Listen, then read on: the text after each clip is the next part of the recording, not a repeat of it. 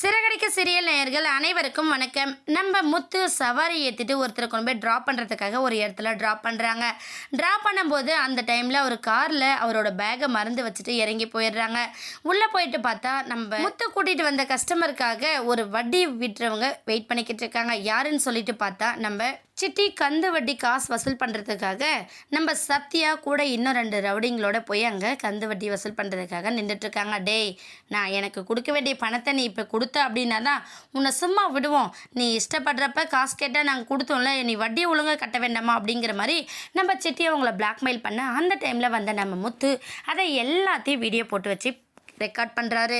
Record பண்ணது மட்டும் இல்லாமல் டேய் என்னடா இங்கே வந்து சவுண்ட் விட்டுருக்க அப்படின்னு சொல்லிட்டு நம்ம முத்து கேட்க உடனே சிட்டி வந்து டேய் அவனை பாருங்கடா ஒரு கை அப்படின்னு சொல்கிறாங்க.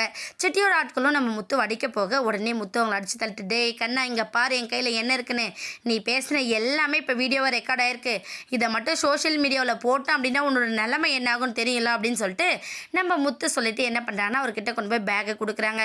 சார் நீங்கள் இதை மருந்து வச்சுட்டு வந்துட்டீங்க பிடிங்க, இவங்கள மாதிரி பசங்கிட்டலாம் வட்டிக்கு வாங்கினீங்கன்னா இதுதான் பொழப்பாகும், உங்களுக்கு கொடுக்க வேண்டிய பணத்தை கொடுங்க அப்படின்னு சொல்லிட்டு நம்ம முத்து கிளம்பிடுறாங்க. வெளியே போனதும் நம்ம முத்து என்ன பண்ணுறாருன்னா சத்யாவை பார்க்குறாரு. சத்யாவை பார்த்தோம் டே இங்கே பாரு உங்க கூட பேசக்கூடாதுன்னு தான் நான் நினைக்கிறேன், இருந்தாலும் வேறு வழியில் மீனாவோட தம்பியாக போயிட்டல, அதனால் உனக்கு லாஸ்ட்டாக ஒரு சான்ஸ் கொடுக்குறேன். இங்கே பாரு இவனோட பின்னாடி சேர்ந்து சுற்றிக்கிட்டு இருந்தா அப்படின்னா பின்னாடி உன்னை வசமாக ஒரு பிரச்சனையில் மாட்ட விட்டு அவன் எஸ்கேப் ஆகிடுவான், அன்னைக்கு தான் உனக்கு அதோட வலியும் வேதனையும் புரிய போகுது பாரு அப்படின்னு சொல்லிட்டு நம்ம முத்து சொல்கிறத பெருசாகவே எடுத்துக்காது நம்ம சத்யா. இங்கே பாருங்கள் எனக்கு என்ன பண்ணணும் என்ன பண்ணக்கூடாது அப்படிங்கிறதெல்லாம் நீங்கள் சொல்ல வேணாம், எனக்கு எது சரி தப்புன்றதெல்லாம் ரொம்ப நல்லாவே தெரியும், உங்களோட அட்வைஸை ஒன்றும் நான் எதிர்பார்க்கல, நீங்கள் உங்கள் வேலையை பார்த்துட்டு போங்க, நான் என் வேலை என்னவோ அதை நான் பார்த்துக்கிறேன் அப்படின்னு சொல்லிட்டு நம்ம சத்யா சொல்ல உடனே முத்து நீலாம் பட்டு தாண்டா திருந்த போகிறோம் அப்படின்னு சொல்லிட்டு அங்கேருந்து கிளம்புறாரு நம்ம முத்து.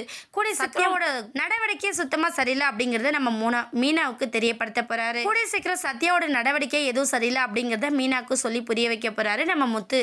இதனால் வீட்டில் இருக்கிற எல்லாருக்குமே சத்யாவோட ஃபோர்ஜரி எல்லாமே தெரிய வரப்போது. வெயிட் பண்ணி பார்க்கலாம். இந்த வீடியோ உங்களுக்கு பிடிச்சிருந்தா மறக்காமல் நம்ம சேனலை சப்ஸ்கிரைப் பண்ணுங்கள். தேங்க்யூ.